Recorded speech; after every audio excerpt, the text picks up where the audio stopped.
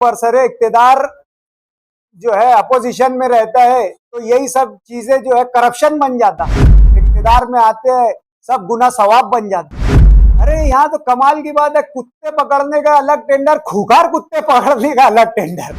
क्या चल रहा कॉर्पोरेशन में, हम तो समझ ही नहीं पा रहे क्या, यानी अंधेर नगरी चौपट राज है।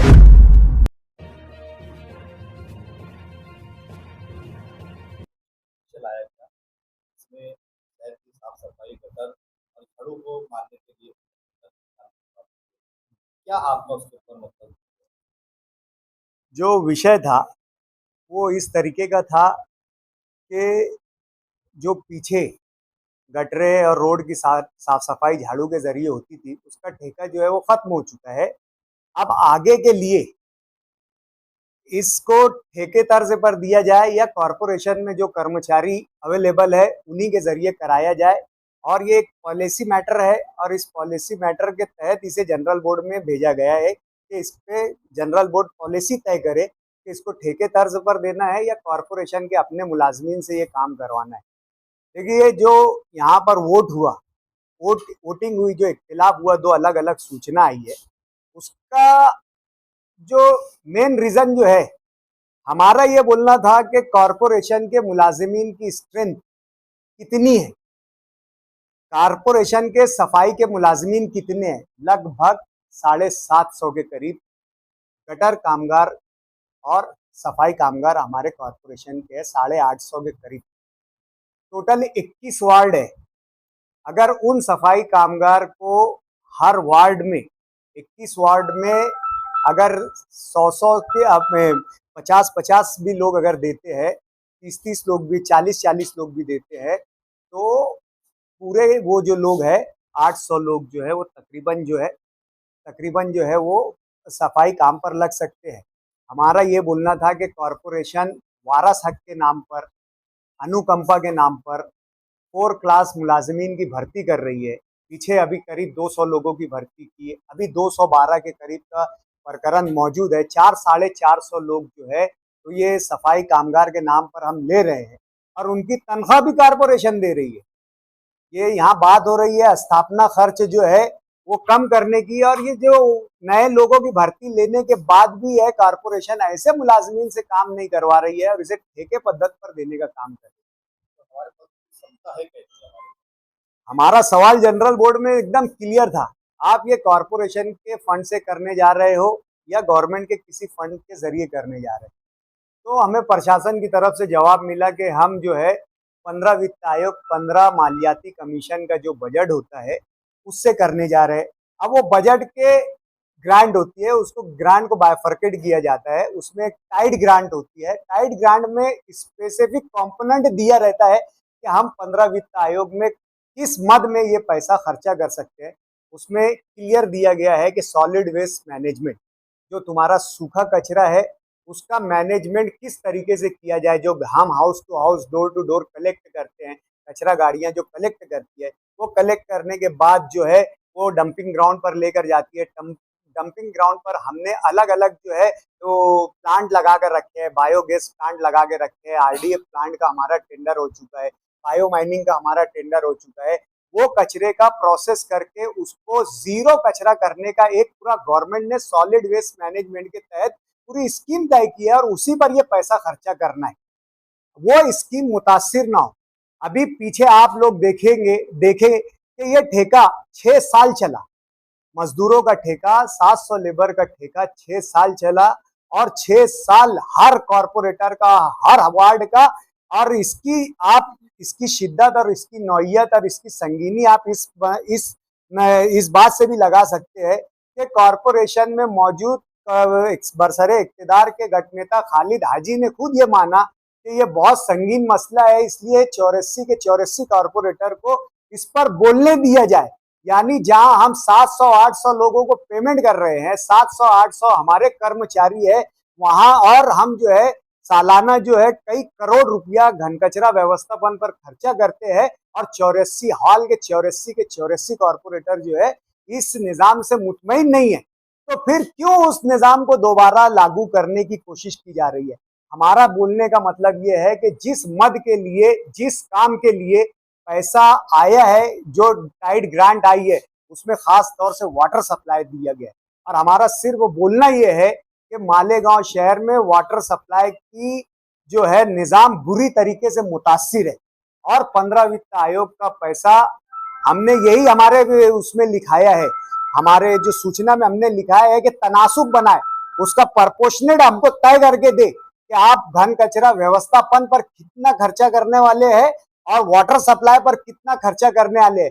फिर आप ये रोड गटर के नाम पर जो ठेके की लूट मार और लूट खसोट की जाती है, रोकड़ा पैसा ठेकेदार को देने की जो कोशिश की जा रही है, उसके बाद आप ये काम कीजिए, असल पैसा असल स्कीम पर लगेगा तो उसके नतायज सामने आएंगे। अगर इसी तरीके की लूटमार, करप्शन और घोटालेबाजी होती रही तो आप देखेंगे कि शहर 10-10, 15-15 रोज पानी से जो है वो पानी के लिए तरस रहा है। सचिन ने कहा कि बहुत सख्त जरूरत है, मजबूरी है हमारी, देना पड़ेगा इस तरीके से पेचवर्क और पाइपलाइन को लेकर के उसको मुद्दतवार देने के लिए बहुत बताई गई जरूरत है, देना ही पड़ेगा। कमाल की बात यह है कि जब बरसरे इक्तेदार जो है अपोजिशन में रहता है तो यही सब चीजें जो है करप्शन बन जाता, यही सब ठेके करप्शन बन जाते, यही सब ठेकों पर सवाल उठाया जाता है, इनकी लाइबिलिटी पर सवाल लिया जाता है। और जैसे ही पाला चेंज होता है, इक्तेदार में आते हैं, सब गुना सवाब बन जाते। सोनार कंपनी का विषय भी यही था, 9 रुपए से 19 रुपए टेंडर दिया गया, लेकिन हालात क्या है? हमारा बोलना यही है कि कोणार्क को आपने जो 900 रुपये ठेके में चलता था, उसको 1900 रुपया टन आज आपने उसको कचरे का दिए है। और प्लस उसकी क्वांटिटी भी कई गुना बढ़ा कर दी गई है। पहले 200 सवा 200 टन के करीब उठाया जाता था, आज उसको 350-400 टन का पैसा दिया जा रहा है। यानी आप अगर देखेंगे तो वाटर ग्रेस और कोणार्क की बनिस्बत जो है उसके ट्रिपल अमाउंट दिया जा रहा है, ट्रिपल अमाउंट दिया जा रहा है। और शहर में गंदगी उसके 3 गुना बढ़ चुकी है। जब हम 3 गुना ज्यादा पैसा दे रहे हैं तो हमें 0 आवर कचरे की तरफ जाना चाहिए।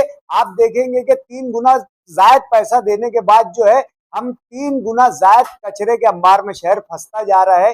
इसी तरीके का जो हम बार बार बोल रहे हैं कि करप्शन का बहुत बड़ा अड्डा जनरल बोर्ड बन चुका है। सुपर वॉइस लगाने पड़ रहे हैं बारिश के आने से पहले, अलग से टेंडर, महानगर पालिका के 750 कर्मचारी, सोनार कंपनी, कुल मिला के अरबों रुपया सिर्फ सफाई के नाम पे।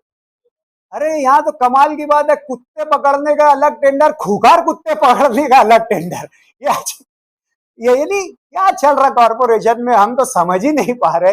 एक कुत्ते पकड़ने का टेंडर और एक खुगार कुत्ते पकड़ने का टेंडर, क्या यानी अंधेर नगरी चौपट राज है।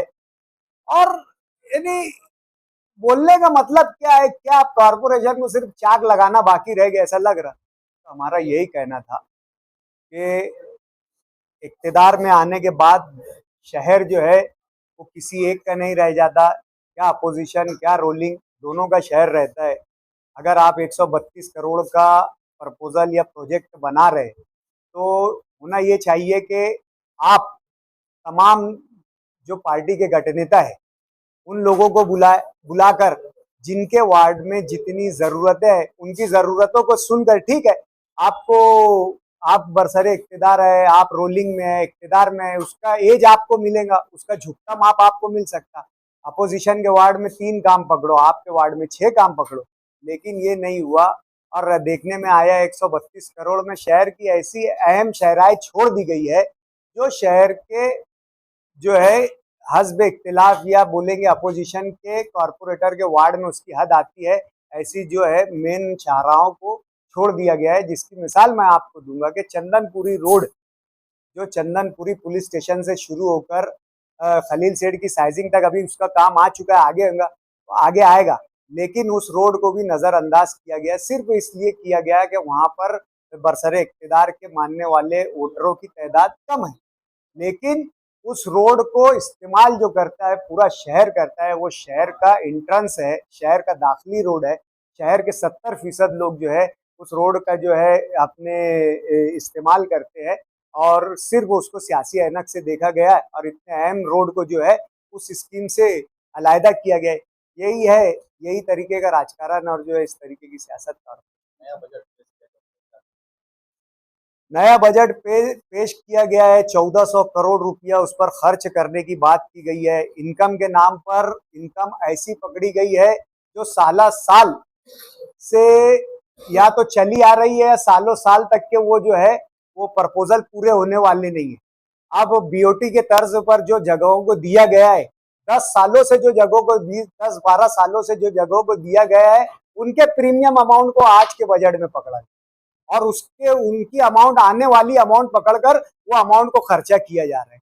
और अभी बीओटी की 6 से 7 साइट्स के टेंडर भी नहीं हुए, साल खत्म होने वाला है। अब आप मुझे ये बताओ कि 6 महीने में टेंडर होने के बाद क्या वो इमारतें 6-6, 5-5 मंजिला इमारतें, 100-100 शॉपिंग वाली इमारतें खड़ी हो जाएगी? क्या उसकी इनकम आना शुरू हो जाएगी? और ऐसी इमारतों की इनकम को पकड़कर जो है बजट में जो है खर्च बाजू जमा बाजू में पकड़कर आमदनी में पकड़कर इसकी आमदनी को जो है खर्च में पकड़ लिया गया है। एक जो बोलना चाहिए फुगार बजट जिसको हम बोलते, फुगार माल जैसा रहता बनाकर इस आवक का कोई जरिया, मजबूत जरिया आवक का कोई नहीं, बस कागज पे आवक के जरिए बनाकर जो है खर्च बाजू पकड़ ली गई है। और जो है अपने मेंबरों को खुश करने के लिए बोलो, ये बोलो जो है बजट इतना इतना दे दिया गया है कि अगर सही मायनों में कॉरपोरेशन में वो काम जो वो बजट दिया गया है तो मैं समझता हूँ इस साल के बिल जो है वो आने वाले 5 साल तक नहीं निकल सकते। ऐसे हालात कॉरपोरेशन के हो जाएंगे। अपोजिशन के पद को लेकर क्या कहना चाहेंगे? अभी तक ऑथोराइज़ तौर पर मतलब फिर इसका ऐलान तो कर दिया गया, लेकिन कागज़ पर कहीं भी विरोधी पक्ष तक नहीं। हमने 10 मरतबा लेटर दिए हैं नगर सचिव को, मेयर साहिबा को भी हमने 10 मरतबा किए हैं। मेयर साहब साफ छुपते भी नहीं, साफ निकलते भी नहीं। आपने जब ऐलान कर दिया गठ नेता का, विरोधी पक्ष नेता का, तो फिर डरना क्या? प्रोसीडिंग देना चाहिए, फट से उसको कंफर्म करना चाहिए, प्रोसीडिंग को इतिवृत्त की मंजूरी लेना चाहिए और दे देना चाहिए कि हमने इसको अपोजिशन लीडर बना दिए। अब वो सही फैसला है या गलत फैसला है? कोर्ट कचहरी से इतना डर काहे को? जब आपके मन में गलत, आपको लग रहा है कि आपका फैसला गलत नहीं है, ये आपको लिए नुकसानदेह नहीं है ये बात, तो फिर जो है वो प्रोसीडिंग को फौरन देकर जो है खत्म करना चाहिए। हम नगर सचिव से प्रोसीडिंग मांगने जाते हैं तो वो मना करता है कि अभी तक के मेयर मैडम ने प्रोसीडिंग कंफर्म नहीं किए तो मैं आपको दूंगा कैसे? तो हमने नगर सचिव को ये भी बोला कि एक प्रोसीडिंग होती है, एक मिनट बुक होती है। मिनट बुक जो कारपोरेशन की जो रुदाद रहती है उसको जो है नगर सचिव अपनी जबान में शॉर्ट हैंड राइटिंग में लिखता है और उसको इतना अख्तियार है कि उसकी शॉर्ट हैंड राइटिंग का लिखा हुआ वो जो है मालूमात के तौर पर दे सकता है। लेकिन उसे इतना डरा सहमा कर और धमका कर रखा गया है कि वो गरीब नगर सचिव जो है कोई मालूमात देने के लिए तैयार है। कोर्ट का रास्ता इख्तियार नहीं किया हम कौन से आधार पर कोर्ट जाए? कोर्ट में जाकर हम बोले क्या? सेकंड पार्टी बताए क्या? अपोजिशन हम ये जाएंगे, ये आकर कोर्ट में बोल देंगे हमने डिक्लेयर नहीं करे, फिर उसके लिए हमको एक अलग पिटीशन दायर करना पड़ेगी कि इन्होंने डिक्लेयर कर। अगर हम बोलेंगे ये डिक्लेयर करेंगे तो ये बोलेंगे हमने डिक्लेयर नहीं करे, और ये बोलेंगे हम अभी तक के डिक्लेयर नहीं करे तो ये तब आकर बोलेंगे कि हमने तो डिक्लेयर कर दी। दो अलग अलग इसे कानूनी दांवपेच में खेल कर जो है इख्तिदार का नाजायज इस्तेमाल जिसको बोलते हैं, गलत इस्तेमाल जिसको बोलते हैं, वो यहाँ पर किया जा रहा है। लेकिन इख्तिदार किसी का नहीं रहा है, जो है वो किसी जो है जो ताकत, जुल्म, जबर ज्यादा देर तक के टिकता नहीं, उसकी भी एक मियाद, एक वक्त रहता है और वो अपने वक्त पर खत्म होगा। वक्त अपना हिसाब लेने जरूर आएगा।